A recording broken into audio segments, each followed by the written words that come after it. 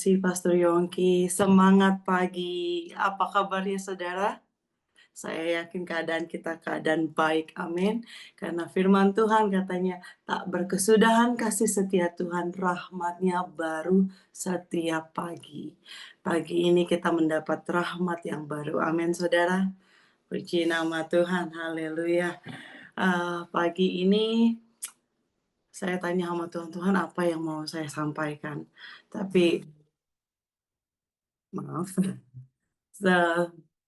saya tanya sama Tuhan apa yang saya mau sampaikan. Apa Tuhan, apa ya Bapa? Dan saya merenung-renungkan kembali, waktu saya bilang Bapa, itulah yang tertanam di hati saya. Dan juga secara dahsyatnya beberapa hari yang lalu, Pastor Yongki juga di doa pagi, Pastor Yongki juga menceritakan tentang Ibu Yongki adalah sosok seorang yang berbahagia. Bu Yongki adalah sosok seorang yang berbahagia karena begitu disayangi oleh papanya. Dan juga Pastor Yongki juga menekankan kalau Pastor Yongki lebih senang memanggil Tuhan itu sebagai Bapa. Jadi pagi hari ini sesuatu yang ringan, tetapi seringkali kita lupa kalau kita punya Bapa yang baik. Biarlah pagi ini kita betul-betul menyadari kita mempunyai Bapa yang baik. Judul renungan pagi hari ini adalah Bapa yang baik. Dan saat mendengar renungan pagi hari waktu Pastor Yongki mengatakan itu, saya mulai berpikir merenung, apa saya salah satu orang yang berbahagia seperti Bu Yongki, atau saya salah satu yang orang-orang bilang fatherless. Mulailah pikiran saya secara manusia membuka kembali pembendaharaan memori-memori saya tentang papa saya. Dan saat itu saya benar-benar merenungkan, iya ya, figur papa itu yang sangat begitu esensial. Esensial itu adalah sesuatu yang mendasar. Dan saya menemukan papa saya adalah seorang yang baik. Dari kecil, papa saya tuh involved langsung dalam membesarkan saya. Mama saya sibuk kerja, saudara, dari pagi dan tempat kerjanya sangat jauh. Jadi dia adalah orang yang bangun lebih pagi, tapi berangkat kerja lebih pagi karena jaraknya jauh, dan pulangnya juga lebih sore atau lebih malam kadang-kadang, karena tempat kerjanya jauh. Dan waktu itu, keluarga kami nggak punya ART, nggak punya mbak. Jadi papalah yang bangun lebih awal setiap pagi, yang menyiapkan susu, yang menyiapkan sarapan, dia goreng nasi, semuanya untuk anak-anaknya sebelum saya berangkat sekolah, sebelum saya, dijemput sama jemputan. Jadi papa yang selalu tiap pagi. Jadi dan juga pulang sore gitu ya, kalau saya pulang sekolah, nggak lama dari pulang sekolah papa udah pulang kerja. Jadi, sering kali tiap malam papa juga yang ngajarin saya PR, segala sesuatu dalam sekolah. Jadi papa saya itu, dia bukan papa yang sempurna, tapi dalam hal ini dia adalah papa yang baik. Jadi kembali lagi ke pertanyaan saya, apakah saya memilih papa yang baik atau fatherless? Tapi saya puji Tuhan, dengan kemurahan, dengan kebaikan Tuhan, saya memiliki papa yang baik. Tetapi saudara, sebaik-baik figur papa yang saya miliki, dalam perjalanan iman saya mengenal Tuhan lebih dalam lagi, lebih deeper lagi. Saya tahu Tuhan itu, Tuhan yang kita sembah adalah Tuhan yang luar biasa. Dia pencipta langit dan bumi. Dan saat saya mengalami pengalaman yang lebih dalam, saya mengenal sosok Tuhan sebagai Bapa. Makanya Pastor Yongki bilang, saya lebih menekankan memanggil Tuhan sebagai Bapa. Jadi perjalanan iman itu yang membuat saya, oh ternyata Bapa kita di surga adalah Bapa, sosok figur Bapa yang sangat baik, yang sempurna. Saya bisa yakin sebaik-baiknya figur Papa yang kita alami di bumi ini, tidak ada yang melangkahi atau tidak ada yang melampaui kebaikan Tuhan, Bapa yang di surga. Amin, saudara. Ya, itulah saya mengalami kasih Tuhan saat itu, bisa dibilang kasih mula-mula. Saya mengalami Bapa yang sangat luar biasa, Bapa yang penuh kasih, sosok Bapa yang sempurna dari Bapa kita di surga. Saat saya mengalami itu saudara, saya rasa-rasanya udah whole, penuh. Jadi apapun kasih yang di dunia tawarkan, tidak ada yang bisa melampaui kasih Bapa. Jadi saya sudah penuh. Dan saat itu saya ngerasa apa ya, wah udah kayak punya jurus apa, tembus tembok, udah kayak silat. Udah ngerasa begitu dekatnya, tidak ada lagi jarak. Sedikit-dikit ngadu sama Bapak, sedikit-dikit cerita sama Bapak, sedikit-dikit minta tuntunan Bapak. Itulah saat saya mengalami, Tuhan lebih dalam, saat saya mengalami Tuhan itu Bapa kita. Itulah di mana Eee, Bapa itu kalau kita panggil Bapa, segala sesuatunya kita lebih dekat. Jarak itu, tembok itu udah rubuh, Saudara. Tidak ada lagi kecanggungan, tidak ada lagi, eee, jarak di antara anak dan Bapa. Itu saat kita mengalami Tuhan sebagai Bapa. Kadang ya, Saudara ya, sedekat-sedekatnya saya dengan orang tua, sedekat-dekatnya saya dengan mama, ada sesuatu hal yang sulit yang kita nggak bisa cerita. Contoh aja, waktu saya mulai berumah tangga, dalam kesulitan rumah tangga, nggak mungkin saya datang ke mama saya, nggak mungkin saya datang ke papa saya untuk cerita tentang suami, tentang ini, itu pasti dia jadi lebih khawatir. Tetapi saat saya datang ke bapak, saya bisa cerita apa aja. Mungkin apa ya, ya itulah, karena saya merasa aman saat cerita ke bapak. Saya merasa aman, tidak ada penghakiman, tidak ada rasa takut di-judge atau sebaliknya saya mengalami kelegaan, Saudara. Itulah sekalipun seringkali ya saya kalau datang di hadapan Tuhan, di hadapan Bapa, cerita, curhat, kadang kesel sama seseorang. Sekalipun saat saya mengadu, mengenai perasaan saya, sekalipun perasaan saya atau attitude saya tidak baik, tapi saya bisa mengadu kepada Tuhan. Dan dengan kasihnya saya memperoleh kelegaan, memperoleh, apa ya, Tuhan yang menenangkan saya, Tuhan yang meluruskan saya, Bapa yang melindungi, memberi penghiburan, yang membenarkan saya dalam segala prosesnya. Sama-sama kita membaca firman Tuhan, Mazmur 139 ayat 13 sampai ke 14. Begitu Bapa mengenal kita. Mazmur 139 ayat 13 sampai 14.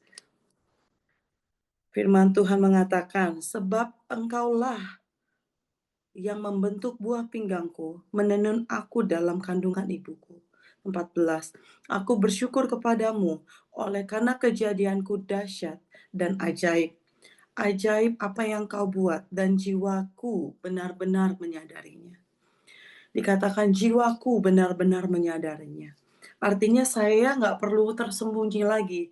Jiwa saya sudah sadar, saya nggak perlu pilih-pilih kata untuk ngomong sama Bapak.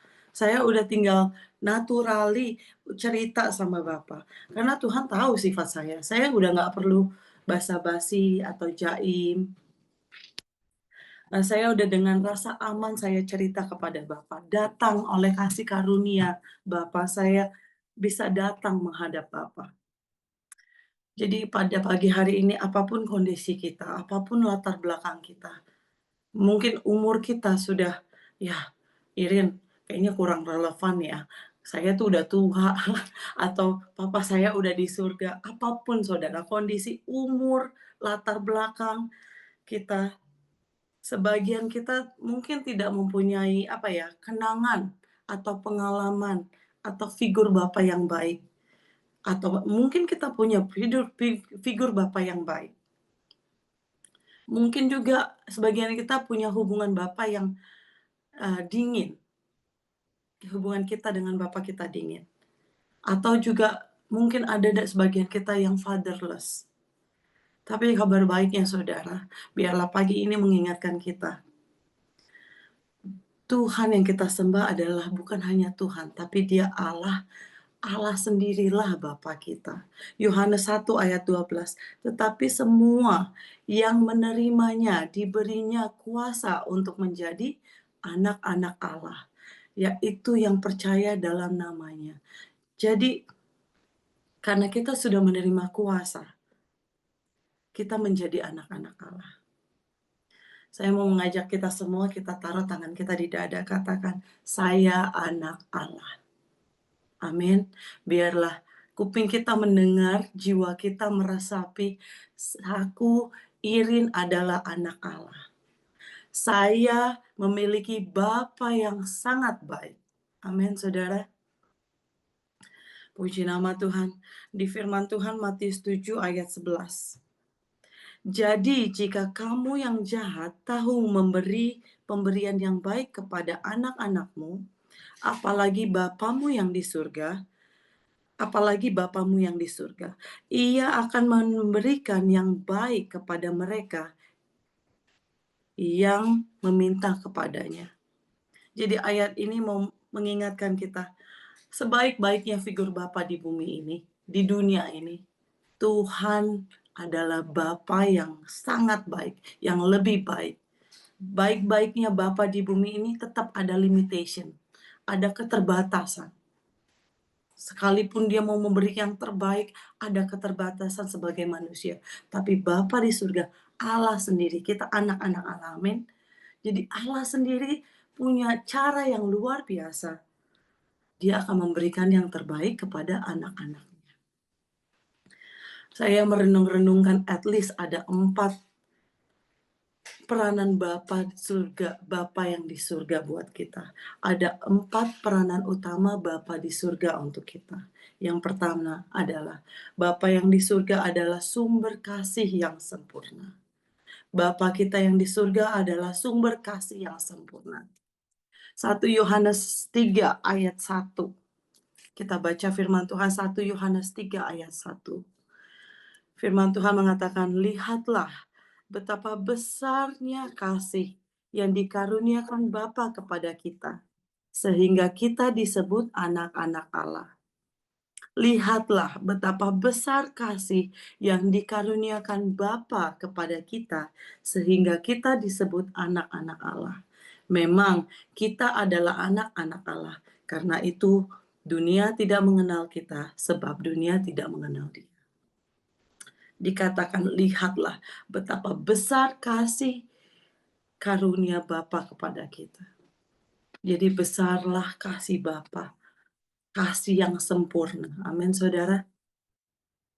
Puji nama Tuhan. Sungguh kita berbahagia, kita punya Bapa yang penuh kasih. Yang kedua yang saya terima dalam rema ini adalah Bapa kita di surga adalah pemelihara dan pemberi kebutuhan kita, provider kita. Kita baca firman Tuhan Matius 6 ayat 31 sampai 32. Matius 6, 31 sampai 32.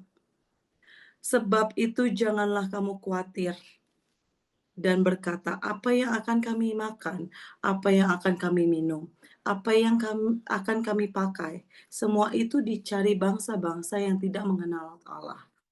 Akan tetapi Bapamu yang di surga tahu bahwa kamu memerlukan semuanya itu. Dikatakan Bapamu yang di surga tahu bahwa kamu memerlukan semuanya itu. Dia Bapa yang tahu, Dia Bapa yang memelihara kehidupan anak-anaknya, baik sehari-hari ataupun masa depan kita. Kisah saya pribadi ya saudara, saya adalah salah satu orang yang lumayan simple minded, apalagi secara finansial. Mungkin karena keluarga dan hidup yang nge-shape saya seperti ini. Saya tuh gampang banget kalau Tuhan kasih saya kesehatan, kalau saya masih bisa bekerja, saya percaya banget kalau saya dimampukan Tuhan untuk memenuhi keperluan hidup saya. Untuk dapat tabungan sedikit aja saya udah happy, saya nggak ngoyo secara finansial. Tetapi waktu saya mendengar, wah, saya berkeluarga, saya positif hamil, punya anak, udah deh, secara manusia cing cing cing cing pikiran yang melayang-layang. Saya sampai mikir gimana ya cara untuk memelihara anak ini, cara membesarkan anak ini sampai sekolah, sekolah yang terbaik. Mungkin, kalau bisa apa yang saya alami dia nggak alami. Semua saya sediakan, semua, mulai masuk ke pikiran saya. Jadi, eee, ya cara saya percaya Tuhan memberikan hikmat, karunia hikmat dan pengetahuan buat saya dan suami untuk bisa memelihara dan membesarkan anak-anak kami, kebutuhan dia dilengkapi. Jadi, ya mulailah kami dengan tuntunan Tuhan, kami mulai mulai menyisihkan tabungan kami. Mulai mengelola, sekolah, uang sekolah, pokoknya mulai menabung, mengelolanya. Saya pikir-pikir, kami sebagai manusia, sebagai orang tua baru aja sudah berpikir seperti itu, sudah melakukan seperti itu, apalagi Bapa yang di surga. Bapa yang di surga tahu apa yang kita perlukan. Dia sudah menyediakan, dia tahu apa yang kita butuhkan. Amin, saudara. Itulah Tuhan yang memberi, yang memelihara, dan memberi segala kebutuhan kita. Dia adalah Bapa, dialah Tuhan Jehovah Jireh yang menyediakan. Yang ketiga, Bapa di surga adalah Bapa pelindung dan penghibur kita. Dia Bapa yang melindungi, dia Bapa yang menghibur. Kita mau baca firman Tuhan, Mazmur 91 ayat 1 dan 2. Ini ayat yang baru kita baca, saudara. Orang yang duduk dalam lindungan yang maha tinggi dan bermalam dalam naungan yang maha kuasa akan berkata kepada Tuhan, tempat perlindunganku dan kubu pertahananku, Allahku yang kupercayai. Itu baru kita baca, kita perkatakan setiap pagi. Itulah Bapa, Bapa yang berfungsi melindungi kita, Bapa yang melakukan tugasnya untuk melindungi kita. Amin, saudara. Tempat perlindunganku, kubu pertahananku.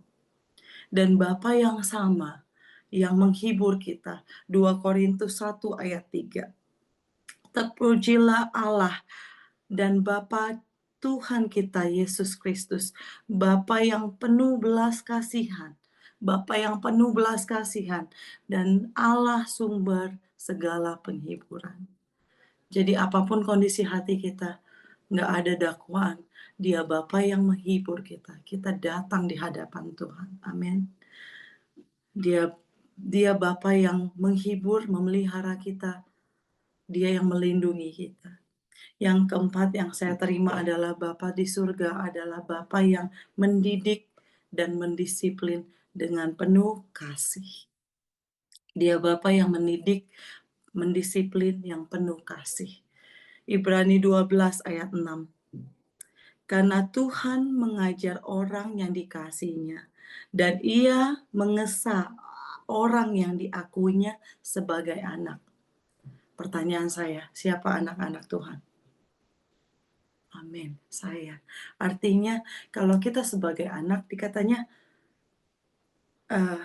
yang diakui sebagai anak, kita anak Tuhan.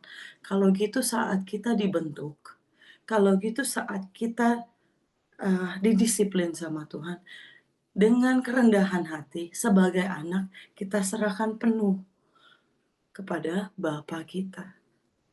Kita serahkan penuh, karena itu adalah peranan utamanya Bapa untuk mendidik dan mendisiplin kita. Dan percayalah, apapun proses pembentukan, apapun proses pendidikan, apapun proses pendisiplinan yang Bapa di surga, yang penuh kasih itu, yang berikan buat kita, semuanya adalah baik untuk anak-anaknya. Kita baca lagi firman Tuhan. Begitu banyak, saudara. Saya mulai mau coba ya, apa sih kata firman Tuhan Bapa di surga itu seperti apa? Saya menemukan banyak ayat yang mencerminkan Bapa di surga. Salah satunya Amsal 3 ayat 11-12. Hai anakku, janganlah engkau menolak didikan Tuhan, dan janganlah engkau bosan akan peringatannya, karena Tuhan memberi ajaran kepada yang dikasihinya, seperti seorang ayah kepada anak yang disayangi.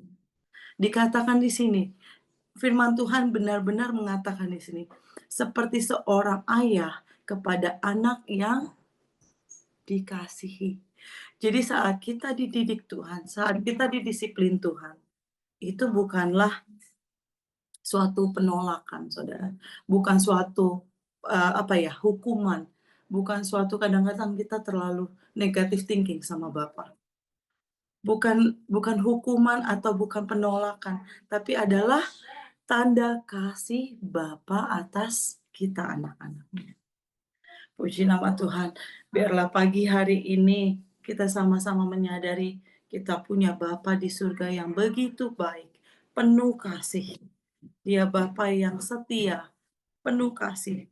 Dengan begitu, kita akan semakin dekat kepada Bapa kita. Tidak ada lagi jarak, tidak ada lagi dakwaan. Ada yang ada adalah rasa aman saat kita menghampiri Bapa kita. Ada kedekatan, ada intimacy, ada suatu hubungan yang close, Saudara. Saya tutup dengan firman Tuhan Yesaya 46 ayat 4.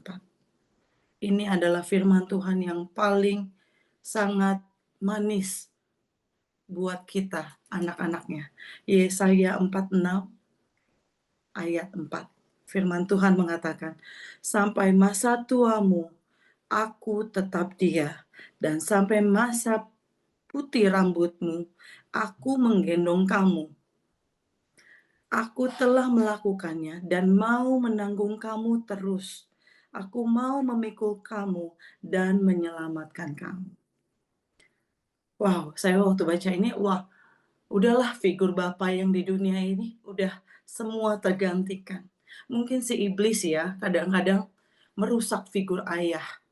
Jadi kita punya gambaran yang sangat sulit untuk mencerminkan Bapa di surga. Biarlah kebenaran firman ini kan dikatakan kebenaran. Ini adalah kebenaran. Ini adalah kebenaran sosok Bapa yang kita punya ada di surga. Amin. Kita diubahkan. Biarlah itu menjadi paradigma Bapa kita yang baik, yang penuh kasih itu, yang selalu memelihara kita, yang selalu melindungi kita. Dia juga Bapa yang mendidik kita. Amin, Saudara. Dikatakan sampai masa tuamu, aku tetap dia. Aku tetap dia. Di firman ini aku tetap dia. Jadi saat saya lahir baru, saya berkeluarga, saya punya anak, saya sampai tua, Pak Yongki bilang rambutnya udah tua walaupun gundul, udah keluar putihnya. Sampai masa tua pun, rambut kita putih pun, aku tetap dia, kata Tuhan, kata Bapa kita. Artinya Bapa kita yang setia, dia tidak pernah berubah. Bapa kita yang konsisten, kasihnya konsisten atas kita, amin. Dikatakan sampai masa putih rambutmu, aku menggendongmu. Waktu saya baca ini, menggendong putih, karena kecil digendong wajar, tapi udah tua digendong itu luar biasa. Hanya Bapa yang melakukan hal yang sama. Dengan waktu saya bilang menggendong itu berarti Tuhan Bapa kita bukan hanya menolong kita, bukan hanya memelihara kita, bukan hanya memberi kebutuhan kita, tapi lebih dari itu, Saudara. Menggendong artinya ada penuh kasih, ada kelemah lembutan di situ, menggendong kita. Dan dikatakan, aku telah melakukannya dan mau menanggung kamu terus.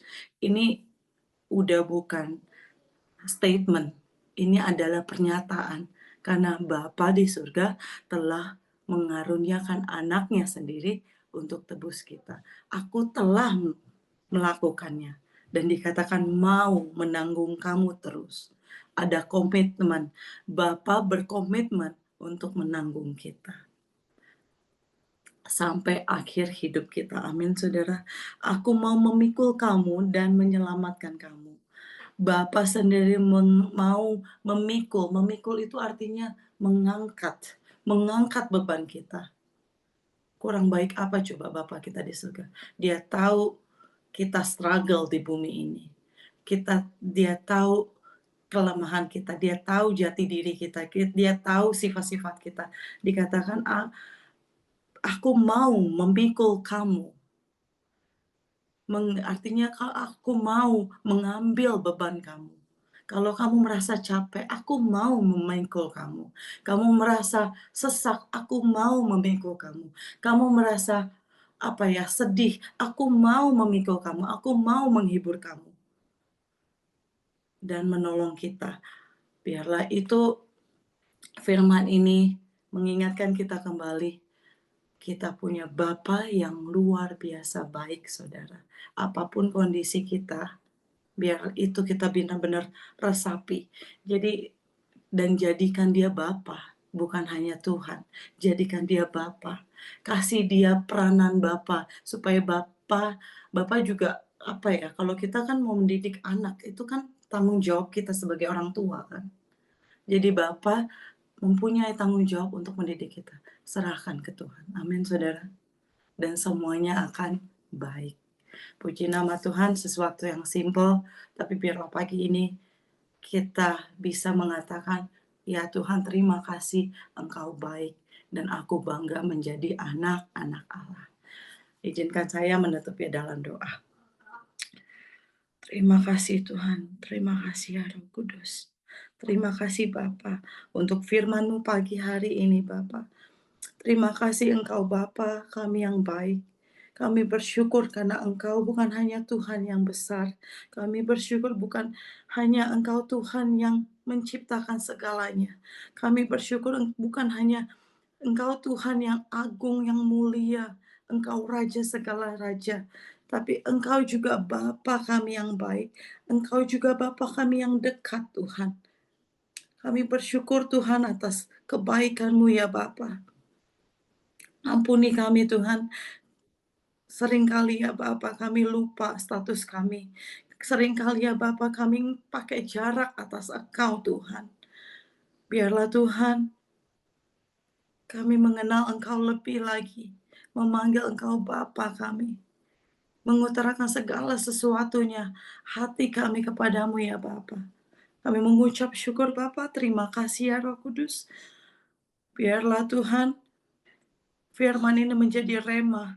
Apapun kondisi kami, dengan kasih karunia-Mu, kami datang di hadapan Bapa dan mengakui semuanya, menceritakan semuanya, menjadikan Engkau Bapa sumber sandaran kami, kasih karunia-Mu Tuhan. Terima kasih Tuhan Yesus, di dalam nama Tuhan Yesus, kami serahkan pagi ini, hari ini di dalam tangan kasih-Mu yang kuat. Urapi kami, tuntun kami, hari lepas hari, hari ini Bapa. Keluarga kami, dengan kasih karunia-Mu, dengan kuasa firman-Mu, tutup bungkus kami. Di dalam nama Tuhan Yesus, Bapa kami yang baik. Haleluya. Amin.